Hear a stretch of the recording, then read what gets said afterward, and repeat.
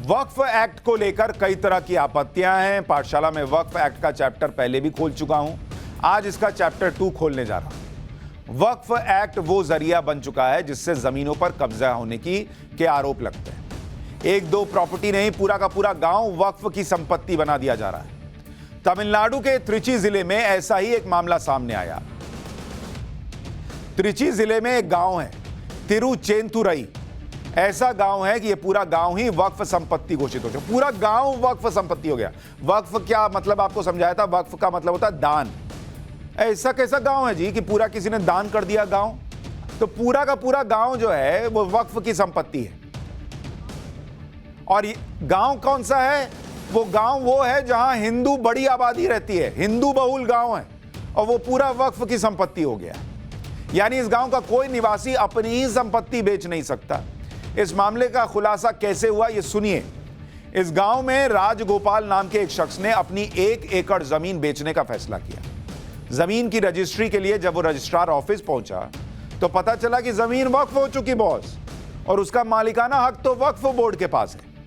जमीन बेचने के लिए वक्फ बोर्ड चेन्नई से एनओसी लेना होगा। राजगोपाल का दावा है कि उन्होंने रजिस्ट्रार से पूछा कि अपनी ही जमीन बेचने के लिए वक्फ बोर्ड से एनओसी लेने की क्या जरूरत है। इस पर रजिस्ट्रार ने वक्फ बोर्ड के पत्र का हवाला देते हुए कहा कि तिरुचेंतुरई गांव में किसी भी भूमि की बिक्री के लिए चेन्नई में वक्फ बोर्ड से एनओसी की आवश्यकता होती है। वक्फ बोर्ड ने भू अभिलेख विभाग को पत्र और दस्तावेज द्वारा सूचित किया है कि यह पूरा गांव उसका है। जो व्यक्ति गांव की जमीन के लिए रजिस्ट्रेशन कराने के लिए आते हैं उन्हें वक्फ बोर्ड से एनओसी प्राप्त करना पड़ेगा। एक पूरे के पूरे गांव पर वक्फ बोर्ड के कब्जे की बात हैरान करने वाली थी। इसलिए हमने अपने रिपोर्टर को उस गांव में भेजा। हमारे रिपोर्टर को वहां लोगों से बात कर क्या जानकारी मिली, पहले वो आपको दिखाता हूं। तमिलनाडु के तिरुचिरापल्ली जिले में है और तिरुचिरापल्ली टाउन से करीब 11 किलोमीटर दूर कावेरी नदी के और यहाँ पे तिरुचेंदुरई गांव में है। और तिरुचेंदुरई गांव के लोगों के लिए एक अजीब समस्या उनको सामना करना पड़ रहा है। ये क्या है आपको बताएं कि ये पूरा गांव वक्फ बोर्ड अपने अंडर कर चुका है। ऐसा यहाँ पे एक आदेश इनको मिला था और इस कारण से यहाँ के एक व्यक्ति अपना लैंड यहाँ पे बेचना चाहते थे और वो बेच नहीं पाए। तब पता चला ये पूरा गांव वक्फ बोर्ड के नीचे आ रहा है।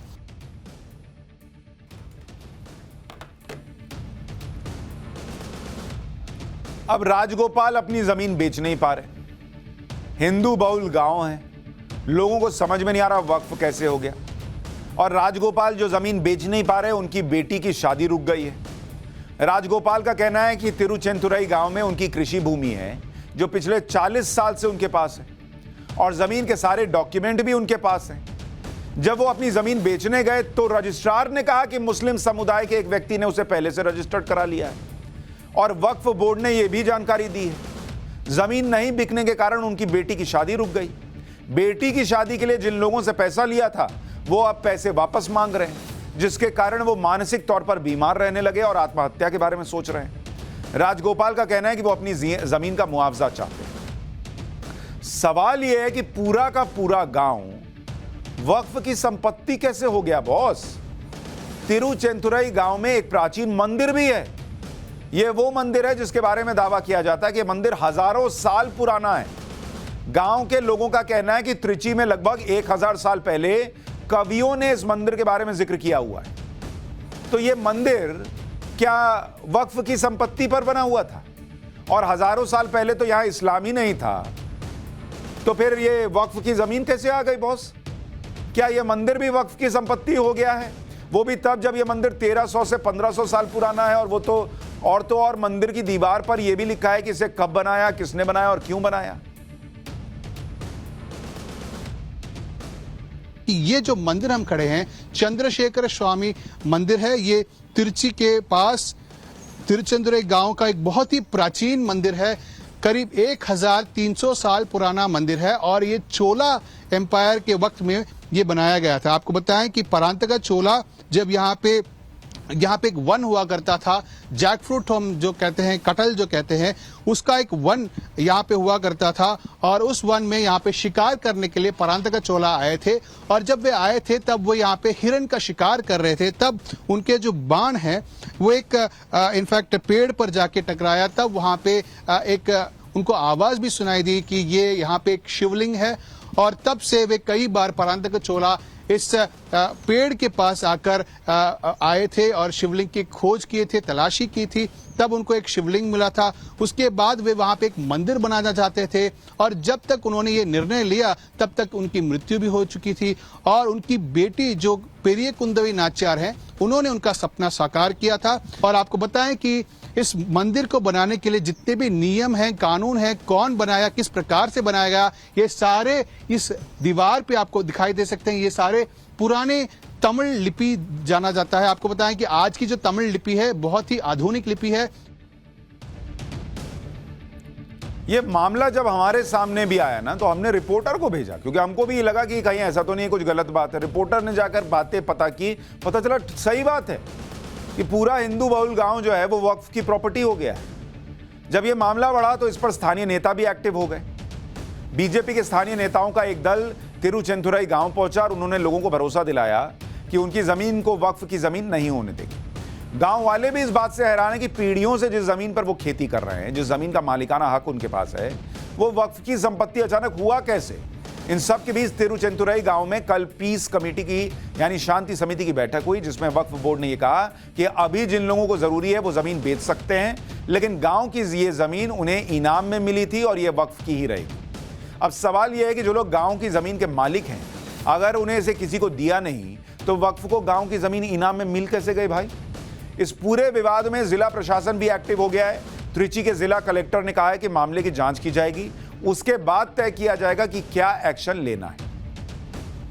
तमिलनाडु के त्रिची के इस गांव का मामला हो या फिर ज्ञानवापी में जो मस्जिद है उसका मुद्दा, या फिर कर्नाटक के ईदगाह का मसला, हर बार यही दलील रख दी जाती है कि वो जमीन वक्फ की है, वो प्रॉपर्टी वक्फ की है। और यह साबित करने के लिए वक्फ एक्ट 1995 का हवाला दे दिया जाता है कि वक्फ एक्ट को लेकर कई तरह की आपत्तियां भी हैं, लेकिन सारी बहस उसी पर चलती है कि भाई ये तो वक्फ की प्रॉपर्टी। कई लोग ऐसा मानते हैं कि ये वक्फ एक्ट मनमाना है और सेक्युलर भारत में इस तरह के कानून की कोई जरूरत ही नहीं है, वो भी तब जब दूसरे समुदायों के लिए ऐसा कोई कानून नहीं है, सिर्फ मुसलमानों के पास वक्फ एक्ट है। सबसे पहले आपको बताता हूं कि वक्फ एक्ट 1995 की वो धाराएं कौन सी हैं जिन पर आपत्ति है। वक्फ एक्ट 1995 का सेक्शन 40 यह कहता है कि अगर वक्फ बोर्ड को लगता है कि कोई संपत्ति उसकी है तो वो उसकी जांच कर सकता है, और अगर बोर्ड ये मान ले कि ये संपत्ति उसकी है तो वो संपत्ति को वक्फ की संपत्ति घोषित कर सकता है। मतलब अपनी मर्जी से मान लो, फिर अपने बोर्ड से जांच करा लो, और अपना बोर्ड मान ले तो घोषित कर दो कि ये संपत्ति वक्फ की है। ये तो अजब मामला चल रहा है बॉस कि आप ही वहां पे सब तय कर लोगे। तो फिर तो कोई गांव का गांव अगर वक्फ की संपत्ति हो जाए तो किसको आश्चर्य होगा। आपका मन आया कि ये गांव मेरा है, फिर आपके बोर्ड ने पूछा कि अच्छा ये है कि नहीं, चेक कर लेते हैं, फिर आपके बोर्ड ने कह दिया कि भाई ये आपकी, ये है, हमारा है, रखो इसको कोने में, लो सटा लो, हो गया। ये कैसा नियम है बॉस। हालांकि वक्फ बोर्ड किसी की निजी संपत्ति पर दावा नहीं कर सकता, वो सिर्फ रजिस्टर्ड ट्रस्ट या रजिस्टर्ड सोसाइटीज की संपत्ति पर दावा कर सकता है। वक्फ एक्ट 1995 का सेक्शन 54, वक्फ बोर्ड सिर्फ किसी संपत्ति को वक्फ संपत्ति ही नहीं घोषित कर सकता, बल्कि वो संपत्ति पर अतिक्रमण को हटाने के लिए डीएम को ऑर्डर दे सकता है। डीएम को ऐसी संपत्ति को खाली करवाना ही होगा।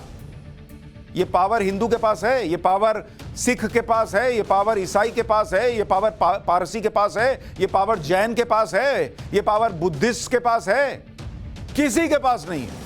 ये पावर सिर्फ इस्लाम में वक्फ बोर्ड के पास है, मुसलमानों के पास वक्फ बोर्ड के पास है कि आप वक्फ बोर्ड कहेगा ये खाली कराओ इसको, और खाली कराना होगा। वक्फ एक्ट 1995 का सेक्शन 4 और 5, वक्फ एक्ट के तहत किसी संपत्ति का सर्वे भी राज्य सरकार के खर्चे से होगा, राज्य सरकार के खर्चे से। इसके लिए राज्य सरकार को सर्वेक्षण आयुक्त, सहायक सर्वेक्षण आयुक्त नियुक्त करना होगा। वक्फ एक्ट 1995 का सेक्शन 85, इसके तहत अगर कोई मामला वक्फ से जुड़ा हुआ है तो उसे किसी सिविल, राजस्व कोर्ट या किसी अन्य प्राधिकरण में चैलेंज नहीं किया जा सकता। अगर आपकी संपत्ति को वक्फ घोषित कर दिया जाए और आप कहें कि नहीं ये गलत हुआ है, इसके खिलाफ हैं आप, तो आप सिविल कोर्ट नहीं जाएंगे, आपको वक्फ के ट्रिब्यूनल में जाना होगा। और यही ज्ञानवापी में ट्राई किया जा रहा था कि इसको वक्फ की प्रॉपर्टी घोषित कर दो और फिर जो सारी लड़ाई है वो वक्फ के ट्रिब्यूनल में लेके चले जाओ, फिर बैठे रह जाते हैं। वक्फ एक्ट 1995 का सेक्शन 89, अगर वक्फ बोर्ड के किसी फैसले के खिलाफ कोर्ट जाना चाहते हैं तो आपको वक्फ बोर्ड को 2 महीने का नोटिस भी देना होगा। सेक्शन 101, वक्फ बोर्ड के सदस्य सर्वेक्षण आयुक्त बोर्ड के प्रत्येक अधिकारी को पब्लिक सर्वेंट माना गया है। सेक्शन 83, इस सेक्शन में साफ लिखा है कि वक्फ ट्रिब्यूनल के पास वैसे ही पावर होंगी जैसे सिविल कोर्ट के पास होती है। ट्रिब्यूनल का फैसला फाइनल हो जाएगा, उसे सभी पक्षों को मानना ही होगा। ट्रिब्यूनल के फैसले के खिलाफ कोई अपील तक नहीं हो सकती। सिर्फ हाईकोर्ट के पास यह पावर होगी कि अगर कोई अपील करे या स्वतः संज्ञान लेते हुए वो ट्रिब्यूनल के फैसले की लीगैलिटी चाहे तो चेक कर सकता है।